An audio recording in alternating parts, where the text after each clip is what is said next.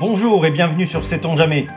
Celles et ceux qui ont vu les autres vidéos de la chaîne auront sans doute remarqué que je ne porte jamais de tenue camouflage. Paradoxalement, je trouve ces vêtements trop visibles. Ils ont tendance à attirer le regard et la suspicion des promeneurs que l'on croise en forêt. Mais alors pourquoi faire une vidéo sur ce sujet? Eh bien pour plusieurs raisons. La première, j'habite non loin de l'endroit où fut créée en 1914 la toute première veste au monde au motif camouflage. Ce qui nous mène à la seconde raison, je vais pouvoir mener mon enquête à vélo, tout comme Louis Guingaud, son créateur, qui s'est déplacé à bicyclette de ses 20 ans jusqu'à sa mort en 1948. La troisième et la dernière raison est un autre point commun avec cet artiste méconnu. Je manie également peintures et pinceaux. Je vous invite vivement à regarder jusqu'au bout ce reportage sur les traces de cette invention révolutionnaire, car j'ai obtenu des autorisations exceptionnelles d'accéder aux lieux fréquentés par Louis Guingaud. J'ai également eu la chance incroyable de rencontrer le dernier élève de cet inventeur et de filmer la fameuse veste léopard dans les réserves du musée où elle est conservée. Et à la fin de cette vidéo, je vous ferai découvrir le treillis à l'étrange camouflage que je porte quand je peins dans la nature.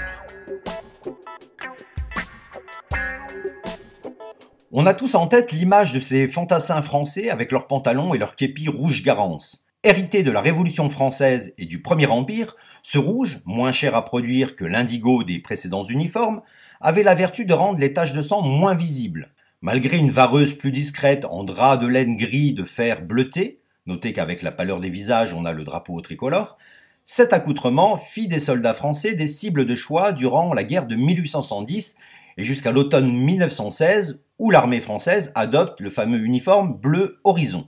Alors que les Britanniques choisissent le kaki en 1902, les Russes le vert en 1907, les Allemands le feldgrau de couleur gris champagne en 1907, les Autrichiens le gris broché en 1909, et la même année les Italiens le gris vert, le gouvernement français refuse toutes les propositions de doter l'armée française d'une tenue de teinte neutre. Nous sommes ici devant la grille de la maison que Guingaud fit construire en 1905. Les actuels propriétaires nous ont gentiment ouvert pour nous permettre de filmer la chaumière. C'est le nom de cette bâtisse qui disposait à l'origine d'un grand atelier, éclairé en façade sur 2 niveaux par une aile de papillon. Un vitrail réalisé par Gruber, le maître en la matière, et qui a malheureusement été détruit par un coureur automobile qui en a fait son garage. Devant la maison de Louis Guingaud, où il a créé la veste camouflage. Dingo. Guingaud, il dit toujours Dingo. Merci beaucoup de nous avoir ouvert la porte, la grille, merci. Et donc là, il y avait son atelier. À notre grande surprise, les propriétaires nous ont invités à entrer dans la maison pour filmer l'intérieur et notamment cette vue du jardin où, face à l'hécatombe de la fin août 1914, Louis Guingaud décida de créer un motif destiné à sauver des vies. Le jardin où Louis Guingaud mettait sa veste camouflage et il avait aussi ses... Pouille. Cote. Une photo On originale. est là-dedans, nous. On est là, exactement. Incroyable. Ah oui, et là on voit bien on voit exact où on était à l'époque de Louis Guingaud. Wow. Formidable. Pour cela, il demanda à son ami Eugène Corbin, grand mécène des artistes de l'école de Nancy, de lui faire confectionner une veste toute simple, en toile, dans son atelier de couture des magasins réunis à Nancy. Mais avant de voir comment Guingaud a mis en couleur cette veste et évalué sa capacité à se fondre dans la verdure de son jardin, il est important de connaître ses inspirations. Au début du XXe siècle, des artistes et artisans d'art font de l'école de Nancy le fer de lance de l'art nouveau en France. Il faut dire que la Lorraine, en plus d'être la proie incessante de la conquête allemande, est alors riche d'industries métallurgiques, de verrerie, de cristallerie, d'ateliers de faïence et de céramique. C'est dans les formes végétales et animales que Gallet, Majorelle, Daume, Friant, Gruber, Prouvé, pour ne citer que les plus illustres, ont puisé leur inspiration. On est devant la maison de Louis Guingaud. La maison quoi?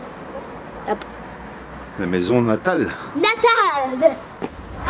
Nous sommes ici à Remiremont, dans les Vosges, toutes proches, où est né Louis Guingaud, qui a fait ses études d'art à Paris avant de rejoindre l'école de Nancy en 1901. Peintre décorateur, il a réalisé des fresques dans les théâtres, églises, restaurants et châteaux de la région, avant de s'intéresser aux nouveaux procédés de décoration sur tissu et tenture, pour lesquels il a d'ailleurs déposé un brevet. Mais revenons donc à cette fameuse veste léopard, avec une petite anecdote en passant. Fier de sa trouvaille, Guingaud souhaita l'appeler veste caméléon, en hommage à son animal préféré qui vécut en liberté dans son atelier avant de finir naturalisé sur une branche. Mais son ami le peintre Friant le convaincu de la nommer Léopard, le fauve prédateur ayant une connotation plus militaire qu'un caméléon mangeur d'insectes. Un détour rapide par le musée des Beaux-Arts de Nancy pour vous montrer un aperçu du talent de Friant dont je suis assez friand.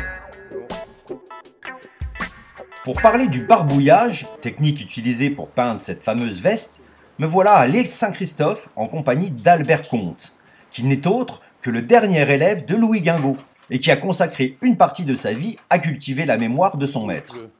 Je remercie infiniment Albert Comte pour le temps qu'il m'a consacré à parler de Guingaud et pour toutes les informations que je partage avec vous dans cette vidéo. J'en ai profité pour pousser jusqu'au Corvet, où se trouve la Tuilerie, la dernière demeure de Louis Guingaud.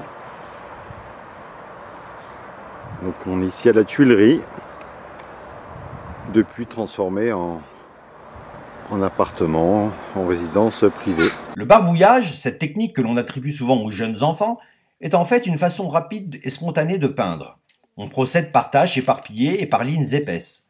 Étudiant le mimétisme de son caméléon, Guingaud choisit 3 couleurs de base empruntées à la nature et au jardin. Un vert pré pour la couleur dominante, un brun rouge reprenant la couleur de la terre locale de Lorraine, et un bleu sombre, appelé communément le bleu Guingaud. Il s'agit d'un bleu particulier dont seul l'artiste connaissait le secret de fabrication et qu'il utilisait couramment dans ses décors de théâtre, pour souligner partiellement les ombres, les branches et les arbres. Guingaud étala ces 3 couleurs en un désordre étudié pour donner l'illusion d'herbes, de sous-bois, d'arbres ou de branchages, en s'inspirant du pointillisme, développé notamment par Georges Seurat à la fin du XIXe siècle, et qui consiste à appliquer la peinture par touches successives, laissant le soin à l'œil de recomposer les formes et les couleurs. Au musée de l'Île Saint-Christophe, où Louis Guingaud a passé les dernières années de sa vie, on peut voir l'un de ses tout derniers tableaux, peut-être le dernier. Cette toile, qui représente son potager, donne une bonne idée de sa technique. Guingaud sollicita Corbin, qui avait assez de relations à Paris pour envoyer son prototype de veste au ministère de la Guerre. Le service des armées préleva un carré de toile camouflé pour accompagner un dossier administratif destiné aux autorités militaires. Malheureusement, ce carré ne fut jamais retrouvé et ce n'est qu'en été 1944, après le débarquement de Normandie, que la veste sera rapiécée d'un carré de tissu blanc. On fait la différence aussi de ce qu'on appelle les marques d'usage. Et pour nous, les marques d'usage peuvent être pratiquement ce qui est le plus important à conserver. Parce que c'est un objet qui a servi et en règle générale, il est rentré dans les collections parce qu'il a aussi une histoire. Typiquement le morceau qui est enlevé. Typiquement, c'est voilà. Pourquoi est-ce qu'il y a un morceau voilà, manquant, ça raconte, c'est l'histoire de l'objet, exactement. La veste amputée sur le devant revint quelques semaines plus tard chez son propriétaire, accompagnée d'une lettre polie de l'armée que Guingaud, probablement furieux, jeta. On n'a jamais su exactement ce qui était écrit dans cette lettre, on peut cependant imaginer que l'état-major a refusé que l'uniforme officiel soit le fruit du barbouillage fantaisiste d'un peintre. De plus, à cette époque, il était impossible, pour des raisons techniques et budgétaires, de fabriquer en série la quantité de tissu nécessaire à des millions de tenues, du fait de la complexité des dessins et du nombre de couleurs. Seul Guingaud savait peindre artisanalement cet effet de brouillage, c'est pourquoi l'histoire ne s'arrête pas là.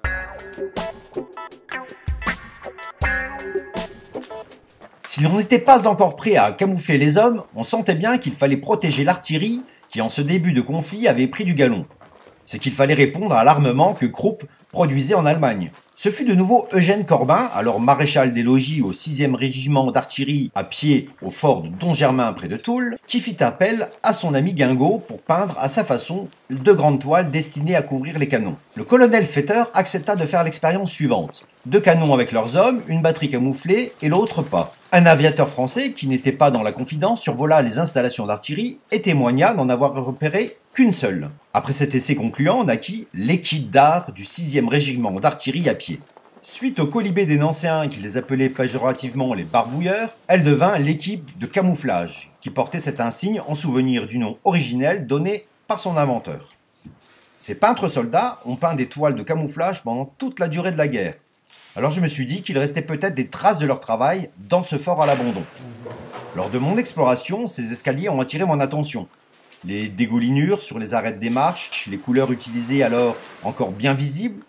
Ne peut-on pas imaginer que les soldats ont transporté ici des toiles dont la peinture n'avait pas fini de sécher?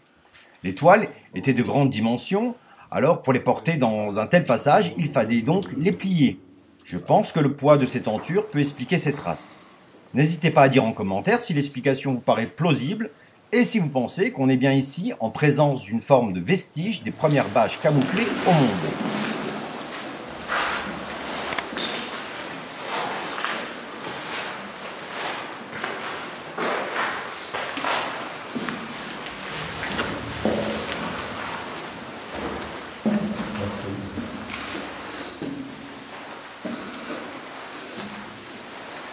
Nickel. J'ai déjà fait un peu de gros plans de mécanisme. Il y a encore tous les engrenages. Mécanisme d'une tourelle qui n'a pas été ferraillée. C'est assez rare. Guingaud fut évincé par Guyrand de Sévola, peintre portraitiste mondain envoyé à Toul comme peintre officiel de l'armée. Rapidement promu capitaine, il utilisa ses hautes relations parmi les membres du gouvernement pour faire connaître aux autorités militaires les expériences réalisées dans le Toulois, en oubliant d'en accorder la paternité au peintre lorrain. Affable, Guingaud ne lui en voulut pas et resta malgré tout son ami. Très vite, l'art du camouflage se développa et devint une nouvelle discipline militaire que l'armée française supervisa au sein même des casernes. La création des sections de camouflage permit à de nombreux artistes, auxquels la profession ne destinait pas un rôle particulier dans la guerre, de mettre leur talent au service de la France. Quant à Guingaud, qui avait signé un engagement pour la durée de la guerre, il demeura simple canonnier de 2e classe et peignit inlassablement avec son équipe des toiles à la caserne de Don Germain. Portail. Donc là on est à la Pépinière, à Nancy, et on est devant le portail de la maison de Louis Guingaud quand il habitait à Custine. Et la maison a été détruite par les bombardements pendant la Deuxième Guerre mondiale, et il restait plus que ça. Voilà. Et là on a derrière la roseraie. Il n'y a pas trop de roses quoi en ce moment. Et là on a un éclat d'obus qui a décapité les 2 colombes. Où ça? Ici, là. Où ça, un éclat? Là. Tu vois les têtes des colombes. C'est un éclat de but. Entre les deux guerres, Louis Guingaud reprit avec humilité son travail de décorateur de théâtre. Mais après 1945, notre peintre humaniste se retrouva fort dépourvu et prit l'habitude de porter sa veste pour jardiner, comptant désormais pour se nourrir davantage sur les légumes de son potager que sur son art. Voilà donc qui explique les nombreux trous et l'usure du vêtement qui aura davantage travaillé la terre que fait la guerre. Depuis 1981, la veste léopard de Louis Guingaud, unique dans l'uniformologie militaire, est conservée au musée historique lorrain à Nancy. C'est d'ailleurs Albert Comte qui avait hérité de cette veste et qui l'a offerte au musée. Le musée est enfermé pour plusieurs années pour cause de travaux de rénovation. Une amie restauratrice d'art m'a aidé à obtenir l'autorisation exceptionnelle de pouvoir filmer pour vous cet objet historique par excellence, au sens que cette veste est la première tenue de camouflage de l'histoire de l'art et de la guerre. Voilà la veste léopard dans son écrin. Donc vous avez travaillé dessus ou vous la conservez simplement en l'état? Elle a été exposée en 2014. Oui. Dans l'exposition été 1914. Mais depuis, elle est restée en réserve parce que les textiles en fait sont extrêmement sensibles à la lumière, donc on ne peut pas les exposer en permanence. D'accord. Ça les dégraderait et une dégradation qui est complètement irrémédiable. Et elle n'a pas du tout été rénovée en termes de couleur? Alors j'ai pas consulté son dossier d'œuvre pour savoir si elle a déjà été restaurée ou pas. En tout cas, ce qui est sûr, c'est que la restauration dans les musées de France, on ne rénove pas, c'est-à-dire on ne refait pas pour que ça redevienne comme neuf. D'accord. Donc on fait surtout de la stabilisation, du nettoyage, etc. Mais on ne cherche pas forcément à refaire un état précédent. Oui, on voit bien. On admire ici le rapiessage maison de cette veste léopard, en sachant que le camouflage est considéré comme une arme qui ne tue pas. Pour conclure cette histoire et rendre hommage à ce peintre quelque peu oublié, qui a refusé la Légion d'honneur qu'on voulut lui attribuer et qui n'a pas touché un sou pour son invention, j'ai enfilé le treillis que je porte lorsque je peins dans la nature avec des jeunes. Drôle de camouflage, n'est-ce pas, mon cher Louis? T'as trouvé direct? Le papy il est parti là-bas? Papy, j'ai trouvé! Ah, c'est dans un cimetière. Tu crois que c'est celle-là? Oui. T'as lu quelque chose? Oui. Non, sérieux. Moi, je partais là-bas. Viens, regarde. C'est écrit. Oui. Django. J'ai trouvé.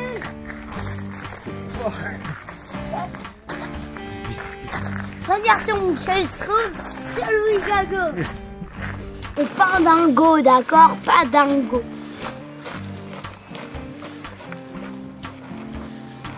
Mets-le dans le pot, carrément, bah oui. Mets le pinceau en l'air. Attends, j'ai trouvé un beau truc à faire, hein, vraiment. Je sais pas s'il en aura l'utilité. Qu'il en aura l'utilité? Oui. Ah bah, on sait jamais ce qui se passe, hein, après. Voilà, j'espère que vous avez pris autant de plaisir à regarder ce petit documentaire que j'en ai pris à mener mon enquête. Ce n'est pas tous les jours que j'ai l'occasion d'être dans un cimetière pour vous dire salut et à bientôt sur Sait-on jamais.